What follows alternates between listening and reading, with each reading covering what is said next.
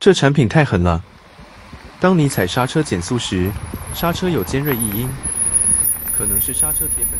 你可以使用 STR 轮框清洁剂来除铁粉，先均匀喷洒整个轮框与刹车碟盘，可以看到铁粉与药水反应成深红色一体。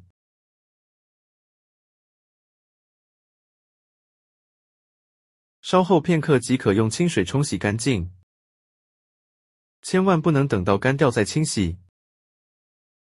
冲洗时可以看见许多铁粉污水流出。清洁后就可以消除铁粉造成的尖锐异音。